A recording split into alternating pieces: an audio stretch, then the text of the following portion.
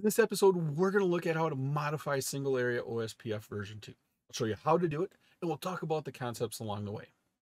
OSPF will be already configured, and all end devices currently have full connectivity.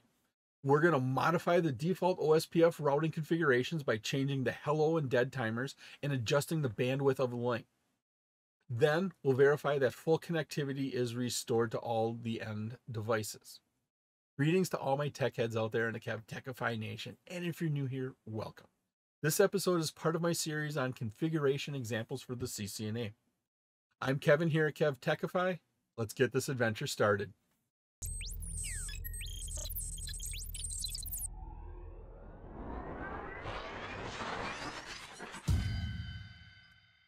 Modify Single-Area OSPF version 2. On the left side, I have our packet tracer window open with our topology. This is where we're going to be configuring our devices. On the right side, I have our instructions. I just have the packet tracer activity window that opens up when you open up packet tracer. I don't have a Word document. There's no questions to answer, no answers to save. So I'm just using the normal packet tracer activity window. We have our addressing table with all of our devices and interfaces and what their IP addresses and subnet masks are. Down to the instructions. Part 1, modify the OSPF default settings. First, they want us to test connectivity between all end devices. Verify that all PCs can ping the web server and each other. Okay, we're going to start off here with PCA. PCA, open up a command prompt, type in ping, and then from my addressing table, I'm just going to start pinging all the other devices. So I'm on PC 1 right now. I'm going to go ahead and ping PC 2. PC 2's address is 172.16.2.2. Hopefully it takes a second. It has to do an ARP request. What I'm hoping for. There we go. ARP request to figure out the MAC addresses to transport those layer 2 frames. The other 3 worked. I'm going to verify it. Just hit up arrow once, make sure I get all 4 back. Then I'm going to go ahead and ping PC3 from 192.168.1.2. Ping 192.168.1.2. I'm hoping we have an ARP request again or 2. There we go. Looks like we had the ARP request for the failure for the first one. Next 3 worked. What I'm going to do is just hit up arrow, repeat that to make sure all 4 work. So we can successfully ping PC3. And then the last thing I'm going to do from PC1 is ping the web server, 64.100.1.2. So ping 64.100.1.2. Once again, I'm hoping for ARP requests timing out. It looks like what's happening. I'm going to repeat that command just to confirm.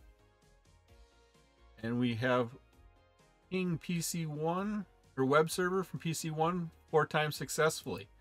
Now, PC1 was able to successfully ping all of them. I'm just going to quickly check PC2 to make sure it can ping PC3 in the web server. And so ping. Now I'm going to PC3, 192.168.1.2. All 4 worked that time without an ARP lookup because the ARP cache already had all the MAC addresses it needed. And then I'm going to go ahead and ping our web server. So ping 64.100.1.2. And all 4 of those pings worked again. Last thing I have to do is ping PC3 to the web server. Open that up, open up my command prompt, and then ping my web server, which is 64.100.1.2. All 4 of those work. PC3 can ping web server. Now, they said make sure we have full connectivity. Well, I pinged PC1 to PC2.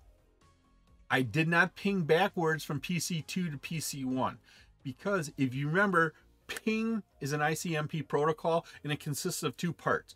One is the echo request where PC1 sends an echo request to PC2 and then PC2 sends an ICMP echo response back. And so that shows traffic can travel both ways on that connection, showing we have the connectivity in both directions between those devices. Okay, that takes care of part one, step one, testing our connectivity. On to step two, adjust the hello and dead timers between R1 and R2. On this network right here, we're going to adjust the hello and dead timers. To do that, we go into R1. In the R1 here, we have our CLI. I make this window a little bit bigger so it lays out better. Go ahead, no password, so I can just type enable to get into privilege exec mode. Then we go into global configuration mode by typing config T. Now we go into our interface that connects them. If we look, that's this connection right here between R1 and R2 we're doing. What I'm going to do is I'm going to click in this window and I'm going to mouse over this green triangle right here. That green triangle is going to say that this connection is serial 000. That's the interface I need to go into. So go into interface space serial 0/0/0. Now we're in there. Once we're in that interface, we can now set our interval times. To do that, this is the command here, IP, because it's part of the IP suite. We're dealing with the OSPF routing protocol, so it's IP OSPF, and then the hello timer, and then what we want to set that time to in seconds. So we want to set the hello timer to 15 seconds. So we can go IP OSPF space hello dash timer and then 15 seconds. Oh, not hello timer, it's hello interval. And once again, this is a great example of the Cisco operating system. No news is good news in the Cisco operating system. When you enter in a command correctly in the Cisco operating system and it's done right, it won't let you know. It's just going to be quiet. But as soon as you do something wrong, it's going to let you know. Here, I typed in a command it did not recognize. I typed in hello timer. Did not recognize it. It's supposed to be hello interval. And notice it gave me a little up sign, a little caret sign here saying, your problem is somewhere in this area. So I start looking. And immediately when I looked at it and I said, oh, that should be hello interval, not hello timer. What I'm going to do now is hit the up arrow once, arrow to the left a couple times, hit the backspace, and then type in interval. That sets that. And once again, I did it correctly. How do I know? Cisco didn't tell me I did it wrong. Next thing we have to do is set our dead interval. That command here is IP space OSPF space dead dash interval. And we're going to set that to 60. 4 times our hello timer. We set that after a short period of time. I'm going to hit enter a couple of times. After a short period of time, the OSPF connection with R2 will fail as shown by the output. So we're going to wait here. Well, I'm a little impatient. I'm not necessarily going to wait. Oh, there it is. If I didn't want to wait, I could have hit the fast forward button, but we waited. And all of a sudden, we see we have a neighbor down. We have a dead timer expired, and it's not working. The reason for that is both sides of those connections, they have to have the exact same interval timers. The hello timer or hello interval needs to be the same on both sides. The dead interval needs to be the same on both sides. Right now, we only set router 1. What we have to do is go in and set router 2 to be identical to router 1. Both sides of the connection need to have the same timer. Identify the interface on R2 that is connected to R1. Adjust the timers on R2 to match R1. I'm going to go ahead and minimize R1. I'm going to click in this window and then mouse over this triangle. That is telling me serial 000 is the one I need to change my interval timers on. I'm going to go ahead, open up R2, slide that over, make the window a little bit bigger, going right to left. Hit enter, type enable for privilege exec mode. Type config T for global configuration mode. Now we can go into the interface. Once again, that was interface serial 000. So we can go ahead and type in interface space serial 0/0/0. And now we can set our timers to match the other side of that connection. First thing here is IP OSPF hello dash interval, and we set it at 15. Go ahead and set that at 15. Now we can go IP OSPF dead interval and set that to 60. Now our settings should match. After a short time, brief period, we should see that we are now back to a full status for our adjacency. If you don't want to wait, we can click on the fast forward button right here. I'm going to go ahead and do that. Come back to R2, and now we can see we had an adjacency change. We have now went to a full communication status. Now we are all happy again, and that adjacency has been established. I hope you're liking this episode on practical configuration examples. Leave a comment on what you think about these configuration examples. If you still have a question or comment, please let me know below.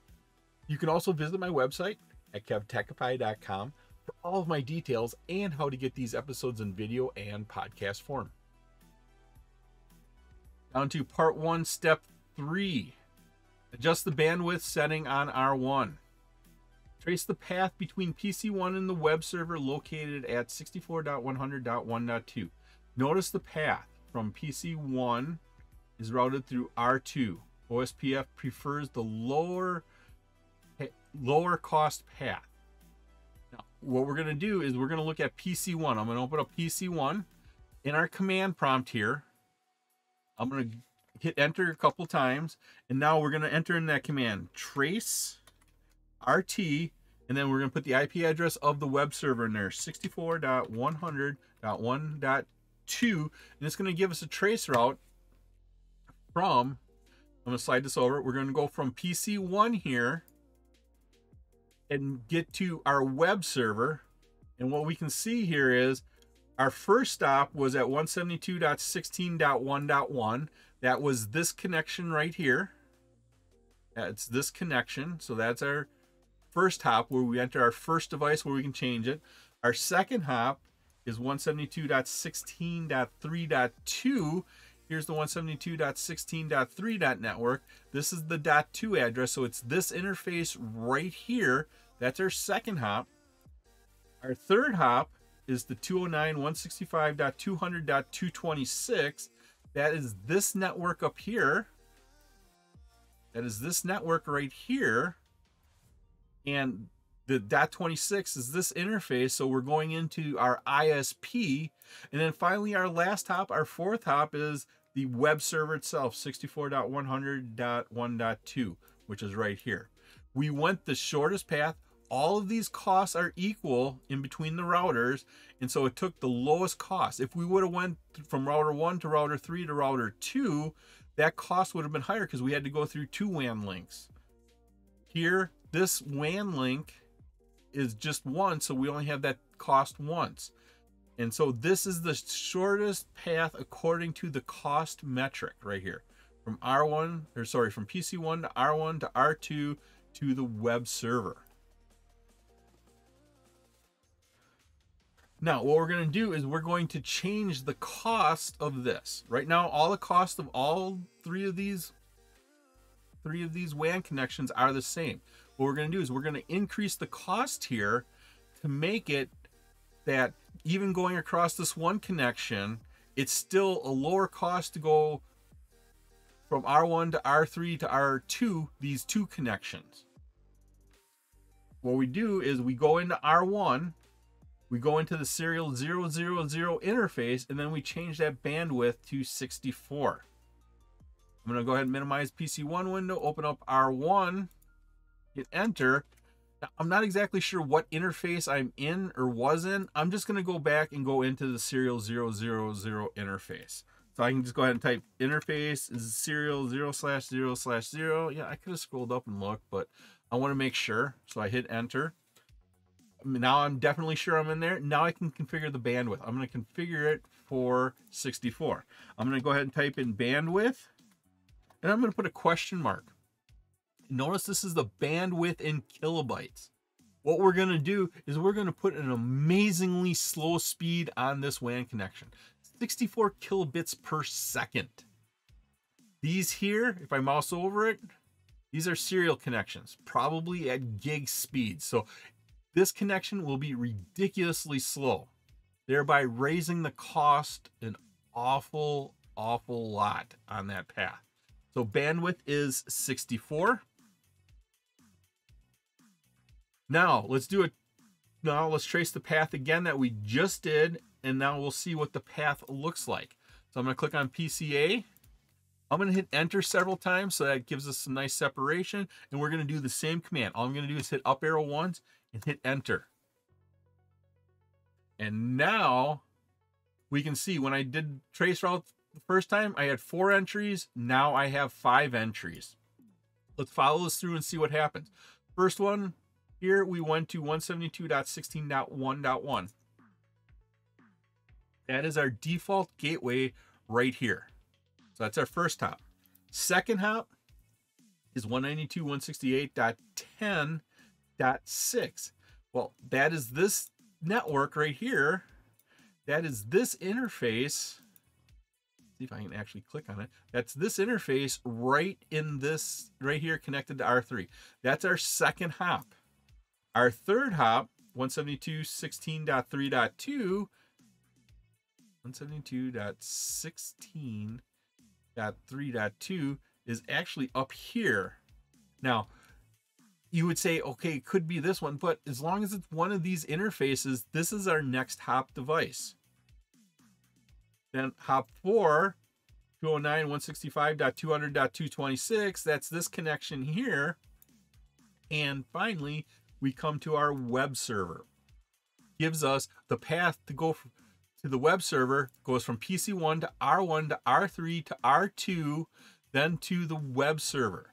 We raised the cost on this by lowering the speed so much that it was better to take an extra hop to get to our destination than it was to go across the really slow network. Takes care of step 3, part 1. Part 2, verify connectivity. Verify all PCs can ping the web server and each other. Now that we made this change, we want to make sure that we still can ping. Let's go ahead and open up PC1. I'm going to scroll up to my addressing table, and I'm going to ping my PCs again. So I'm going to go ahead and ping PC2, which is 172.16.2.2. I just pinged it. It should be in the ARP cache, but remember, we are now having a different path through the network. And so they may have to time out those old ARP connections.